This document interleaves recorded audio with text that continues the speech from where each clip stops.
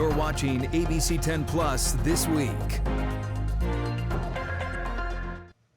Hello, I'm Jenny Huh, and you're watching ABC10 This Week.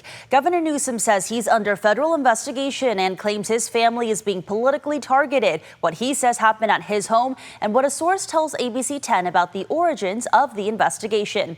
And in dollars and cents, summer teen drivers bring higher insurance costs. We talk about how you can save some money.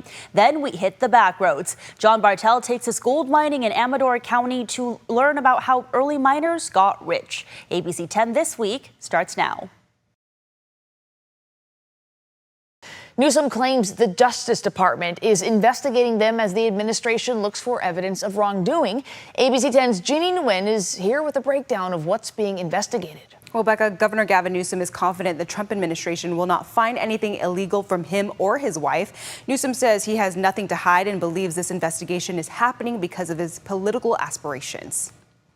Donald Trump isn't just coming after me because of my mean tweets. He's coming after me because I'm considering running for president. It's one of the rare times Governor Gavin Newsom openly admits to eyeing the Oval Office. But it comes as he's accusing the president of using the Department of Justice to investigate him and first partner Jennifer Siebel Newsom without sufficient evidence of a crime. In recent days, federal agents have knocked on the doors of family, friends, and former employees. Not because they found a crime, because they're simply trying to find one. They're demanding records. They're abusing the grand jury process, digging through years and years of random documents. Adding that President Trump's investigation is now hitting too close to home. His campaign has reached my own home. To get me, he's coming after my wife, Jen, a public servant, a woman who's dedicated her life to supporting women and girls, someone who has done nothing wrong other than having the temerity to advocate for what she believes in. If they can't intimidate me, they'll go after the mother of our children. The White House referred ABC10 to the Department of Justice, in which the DOJ declined to comment. But a source familiar to the matter tells ABC10 several investigations have been ongoing for about a year and originated from whistleblowers and local sources in California, adding that one investigation is related to his former chief of staff, Dana Williamson, and potentially current staff members. Williamson has already pled guilty to her involvement in a $225,000 fraud scheme to funnel money out of Javier Becerra's dormant campaign account. The source says another investigation is into Governor Newsom's wife, first partner Jennifer Siebel Newsom, relating to her taxes. It's hard not to take this as going after political enemies. Editor-in-chief at Capitol Weekly, Rich Eisen, says evidence will be crucial to show there's legitimate cause. Siebel Newsom is behind two nonprofit organizations, California Partners Projects and the Representation Project. She's been criticized over how finances are managed at these organizations. Even though she is not an elected official, Eisen says the records relating to her nonprofits will be important for this investigation. If you're operating a 501c3 nonprofit, yes, there's all kinds of reporting things. If that money is being donated to causes or you're raising money for causes, yes, there's very strict reporting rules if you're donating money to political causes specifically. With limited information on this investigation, Newsom's office filed this records request to the DOJ, asking for records that include names like Acting Attorney General Todd Blanche, former Attorney General Pam Bondi, as well as mentions of his and his wife's names. All right, Jeannie joins us now. Jeannie, Newsom says Trump is going after his political enemies. Rich Eisen says this could all be political theater. At this point, is there any indication there is a criminal case to be made? Have the Newsoms been subpoenaed? Well, Becca, according to the governor's office, neither Governor Newsom nor his wife have been subpoenaed. But during my conversation with Rich Eisen, he did want voters to know that this is an election year. And so people do need to be very careful on where they get their information. So at this point, this is just an investigation and no charges have been filed just yet. Okay, great. Important to keep a critical and mindful view of things as we are heading into the elections, for sure. Jeannie, thanks so much. In state matters, a big debate continues over Governor Gavin Newsom's return to office mandate. Is set to start in less than 2 weeks. ABC 10 State Matters political reporter Jenny Huh talked with state employees about their continued opposition to the mandate. Jenny, explain what happened today. Well, these state employees gathered in support of a bipartisan bill that actually opposes Newsom's mandate, AB 1729. It passed the Assembly and was heard in its first Senate committee this morning, and workers packed the room and the hallway. And I urge your support. Would like to ask you and beg you, please support this bill. Thank you. Wednesday morning, state employee after state employee took to the mic to oppose Governor Newsom's return to office mandate. It doesn't work. It is very confusing at the moment. It takes effect July 1st, implementation already delayed from last year due to strong opposition from these unions. Nearly all state employees will be required to work in person at least 4 days a week. Gas is really expensive, parking is really expensive, extra childcare is really expensive. I have yet to hear from, the government that we will be compensated in any way, whether it's through raises or through transportations or any type of stipends. Ann Hilborn, a scientist with the California Department of Fish and Wildlife, points to her own experience to oppose the sweeping mandate. I was hired fully remote. I was trained fully remote. Lengthy commute, a pushback point. Now we have employees from throughout the state, which we never had before. Another opposition point, greenhouse gas emissions from increased traffic. We asked CASE, the Union for State Legal Workers, about their environmental lawsuit against the RTO mandate. Is it a delay tactic, or is it genuinely folks are concerned about emissions? No, we're serious about emissions. It's also about logistics. Each state department must navigate its own parking, desk space, and other accommodations. What are you hearing from your individual departments? Are most of them ready for this implementation? Okay. We obtained a memo from the Department of Water Resources to its staff. The department acknowledges space issues and that some may be assigned to a temporary workstation apart from their division or office. There are also discussions for the department to relocate to address space. The California Department of General Services, which is assisting departments with space, confirms some agencies are facing those challenges. But Newsom has remained firm last year and as recently as last month. This is 4 days a week. This was the gold standard dream. We've been previewing this for years now, and we want to get it done. State employees now have the support of the majority of the Assembly via a bipartisan bill that would require departments to justify mandating work in person. The bill was heard in its first Senate committee hearing Wednesday morning. Is really reflecting the modern reality of the workplace. The bill passed 4-1 in committee and will continue advancing through the legislature, but even if it heads to the governor's desk, it's unlikely he will sign it into law. Chris. Okay, Ginny, thank you. Governor Gavin Newsom is once again facing criticism tonight after he was found violating state law. Good evening. Thank you for joining us on To The Point. I'm Becca Habiger. This comes after he just accused President Donald Trump and the U.S. Department of Justice of investigating him and his wife. ABC 10's Jeannie Nguyen joins us to explain the newly announced violation and the governor's response. Well, Becca, the Fair Political Practices Commission says Governor Gavin Newsom failed to report financial filings on time. These filings relate to behested payments, and this comes as Newsom is currently under scrutiny for behested payments he's made in the past to his wife's nonprofit. What the FPPC really found here is that Governor Newsom had failed to disclose these behested payments within the required time period. Sometimes it was about double the time period. In other cases, it went from almost a month to about a year. According to the Fair Political Practices Commission, or FPPC, a behested payment is a charitable donation made at the request or direction of an elected official. Those payments are required to be reported within 30 days if they exceed $5,000. The FPPC says Governor Gavin Newsom filed 36 behested payment reports late for donations made in 2024 and 2025.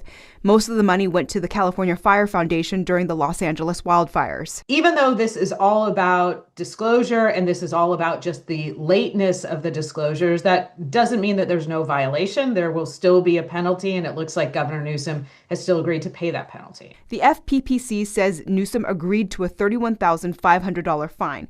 The governor's office tells ABC10 they admitted to being behind on filing the paperwork with the FPPC, citing the main focus being the fires in LA at the time. This comes as Newsom says he is facing a different investigation. He released this video on Monday accusing President Donald Trump of using the Department of Justice to investigate him and first partner Jennifer Siebel Newsom without sufficient evidence of a crime. That his campaign has reached my own home to get me. He's coming after my wife, Jen, a public servant, a woman who's dedicated her life to supporting women and girls. The governor's office says they also sent a records request to the DOJ seeking information on the investigation. Republican Assemblymember Carl DeMaio is now asking the FPPC and Attorney General to review the potential use of taxpayer dollars in requesting these records. And this is a personal case against him and his wife. It is absolutely illegal, absolutely inappropriate for him to be using any government staff time in his defense. Governor Newsom and his wife have also been criticized over the behested payments made to her nonprofit, California Partners Project. While those payments are not in question in this latest FPPC violation, records show Governor Newsom has solicited more than $4 million to the nonprofit from 2020 to 2026. But it seems really unethical. It's an apparent conflict of interest to be raising money for your wife's nonprofit.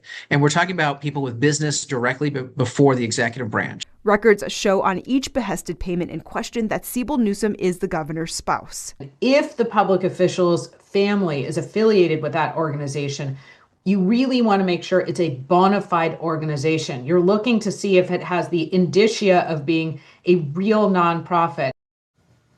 Again, Newsom has agreed to pay a $31,500 fine for the violation. A spokesperson for the governor's office says they also reported the issue to the FPPC first and that no funds were misused. They want to clarify this FPPC violation is not in relation to the current DOJ investigation that Newsom says he and his wife are being targeted in. Becca. All right, Jeannie, thanks for breaking that all down for us. Well, it was a late night for California lawmakers Monday. They voted to advance their budget agreement for the next fiscal year. That's right. This is not the final budget, though. That comes in a three-party deal with the legislature and governor at the end of the month. ABC 10 State Matters political reporter Jenny Huh is here now with a closer look at the process. Monday, June 15th was the constitutional deadline for legislators to pass their budget to continue getting paid. That deadline was met, but much more debate is ahead. California is one step closer to its budget for fiscal year 2026 to 2027. On Monday, the state Senate, largely along party lines, the measure passes. And the Assembly, with all Democrats voting yes, all Republicans voting no, passed the legislature's two-party deal. It's an over $350 billion spending plan that now heads to the governor for a three-party agreement by the end of June. The measure passes. Strong partisan divide over the proposed budget, though Democrats, being in the supermajority, do not need the support of Republicans to advance their desired budget. Today I rise in opposition. This budget is a clear reflection of the majority's values. Actually, it's get my paycheck budget. We're up against a statutory deadline. It's a bad budget for hardworking California families. Meantime, Democrats emphasizing their budget has no deficit for the next 2 years and cuts the structural deficit in half, while fighting back against some of Newsom's proposed cuts to health care, like to in-home supportive services, IHSS. He wanted to cut the amount of hours people got, as well as delayed dental cuts, prevent premium increases on undocumented Californians. The elephant in the room, President Trump. We would not be in this situation if it was not for H.R. 1. To combat looming federal funding cuts while balancing the state budget, legislators say they had to make cuts and find new revenue. Looked at what the consequences would be of not doing revenue and only doing cuts. The Assembly voted for Newsom's proposed renewal of the Managed Care Organization, or MCO, tax on both public and private healthcare insurers. This tax revenue helps fund Medi-Cal, but opponents argue because Newsom's new rate is higher for private insurers, monthly premiums will rise for Californians. We are passing on the cost right now to Californians. To balance our own budget by taxing healthcare is a moral failure. Assemblymember Dr. Jasmine Baines, the only Democrat to vote no. Baines also voted no on a bill that most notably pushes for a new software as a service tax, a sales tax on digital and software products like Slack. But now we're going to increase your taxes and fees. Now, that bill would also continue to cap tax credits for businesses and also tax the entirety of payments received in the state from Trump's so-called anti-weaponization fund. But it does propose reducing some costs for first-year small businesses. The Senate is expected to vote on these proposals come Thursday. Chris, Laura. Okay, Jenny, thank you. California's race for governor is heating up again. Good evening. Thank you for joining us on To the Point. I'm Becca Habiger.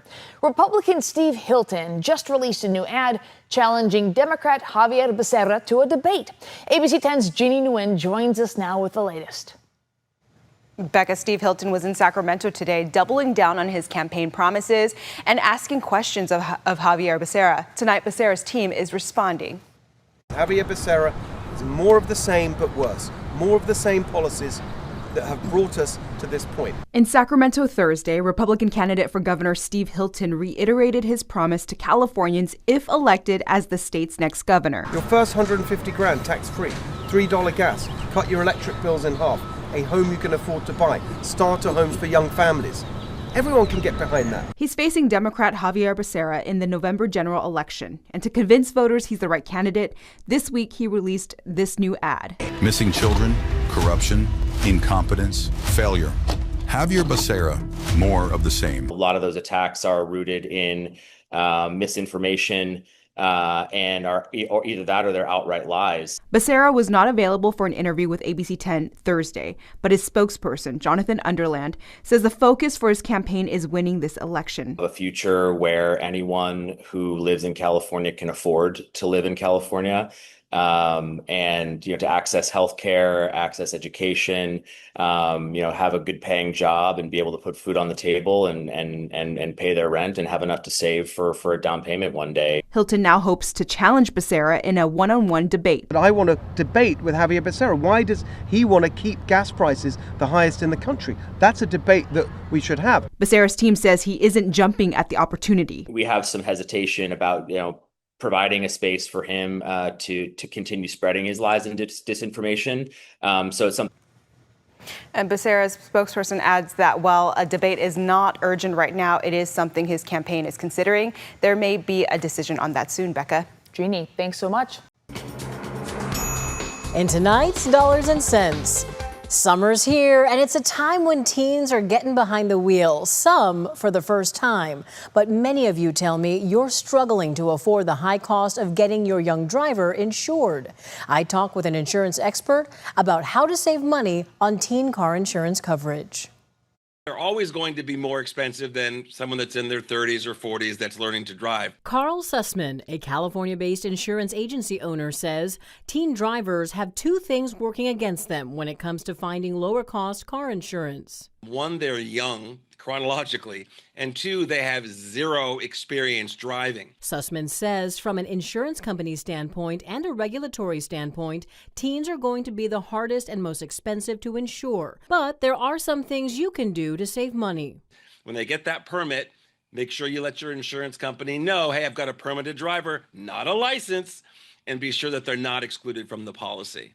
Sussman says once your teen driver gets their license, make sure they're added to your policy. Keep in mind your teen cannot be excluded from coverage on certain vehicles in your household. We would like to be able to do that, but unfortunately in California, that's just not something that's possible. So don't be surprised when you add your young driver on specifically for one of the cars and you see the price go up for all of the cars.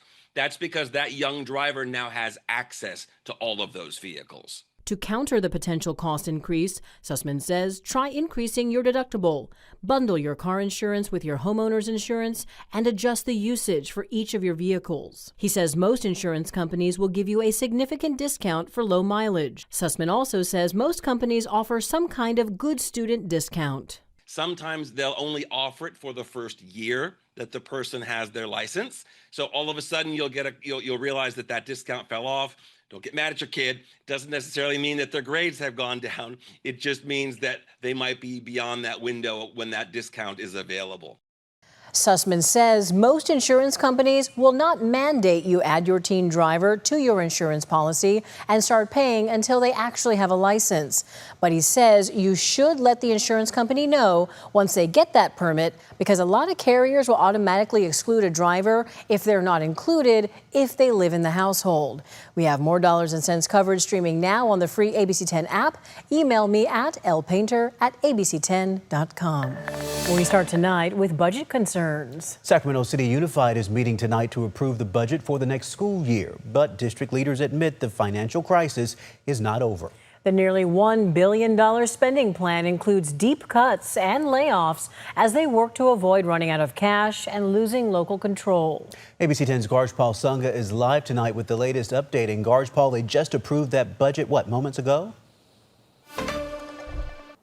It did, and they just wrapped up the meeting here about 10 minutes ago. And so the board has made it clear that, yes, they've passed this budget, but things aren't as easy as they want them to be.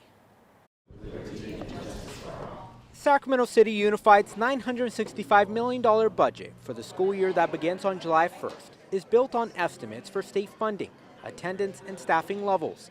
To close a major deficit, the district imposed 20% reductions across nearly every department and eliminated 156 central office positions, saving about $26 million.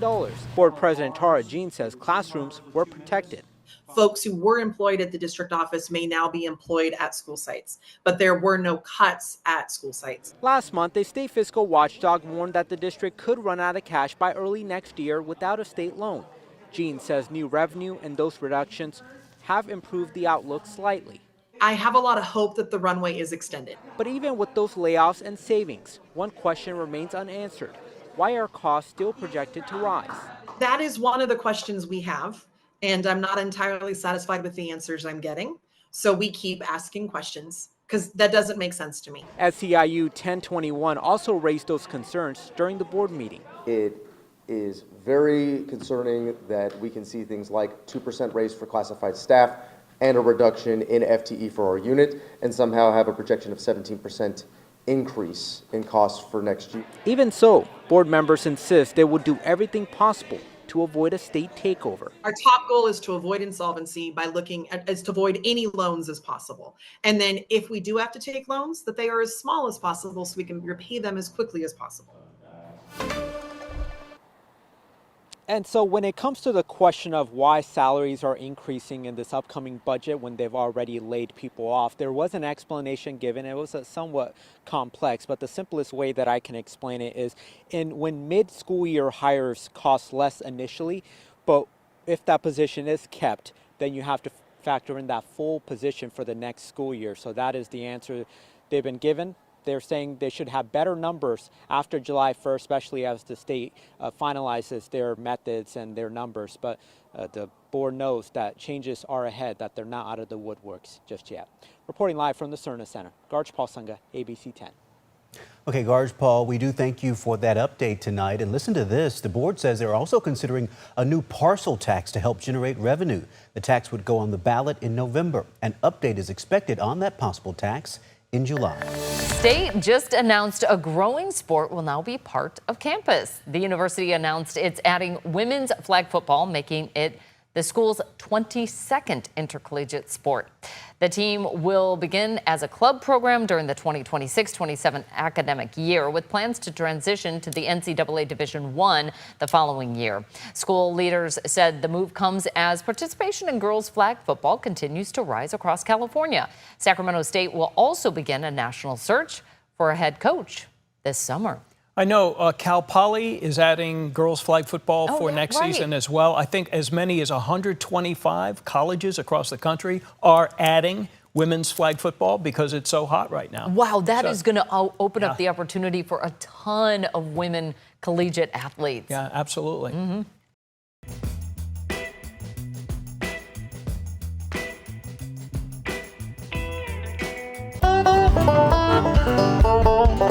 In 1868, author Bret Harte published The Luck of Roaring Camp, a tale about a rough mining camp transformed by an orphan child and some good fortune. There's been tens of thousands of ounces pulled right out of this mountainside here, not only up and down the canyon, but just right here in this old mountainside. Turns out Roaring Camp is a real place, and more than 150 years later, people are still chasing gold in these hills along the McCollum River in Amador County. We're a recreational gold mining resort where people come and stay in our cabins and tent sites, and we teach them how to go gold mining, or they just come and swim and fish, hike, rock collect, metal detect, all on our property. The Roaring Camp Mining Company is part gold mining camp, part family resort, and part history lesson. Third generation owner and general manager Ricky Leahy says the area was heavily mined from the gold rush era to World War II. Then his grandfather Elton Rodman bought the place. And he actually worked down here when he was just a teenager, 19, 20 years old, for the Clinton Bar Mining Company. He sold magazines door to door, made a bunch of money, came back and bought the Clinton Bar Mining Company, renamed it Roaring Camp Mining Company, built 22 cabins and 8 campsites, and we've been doing that ever since. Today, the gold mining is mostly done by tourists, armed with shovels, sluice boxes, and a serious case of gold fever. That's what gold fever is right there. Look at her over there, digging that material, digging around those rocks, gonna break those rocks off. For a week at a time, hopeful miners camp along the river, learning how to turn dirt into dollars. Hey, don't be scared to get dirty. This is a dirty job. This is gold mining. Roaring Camp provides all the equipment necessary to process the pay dirt and hopefully uncover a few shiny flakes. See there? See that piece right there? See, there's the piece right there. Oh, man. Modern equipment certainly helps, but original miners didn't have it so easy.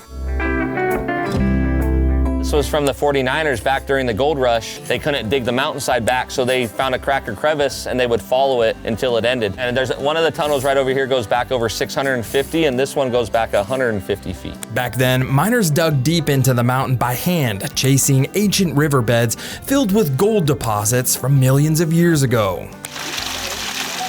The guests here may get a taste of gold rush life during the day, but at night they return to furnished cabins, hot meals, and a riverside bar. At the end of the day, everyone weighs their gold findings. The little tiny flakes in there are all worth $5 or $10 or $20 nowadays, when before they were only worth $1 or $2. So definitely recreational prospectors can come and easily make the much money as it costs to rent the cabin or make money finding gold for sure. Bret Hart wrote about the legends and fortunes of Roaring Camp, but Ricky says the real success story might not be the miners at all. The only people that made money during the gold rush were the ones mining the miners, the ones that ran the saloons and the hardware stores and that kind of thing. Maybe we shouldn't say that so loud with these guys behind. From Roaring Camp Mining Company along the McCallamy River, I'm John Bartel. Hope to see you on the back roads.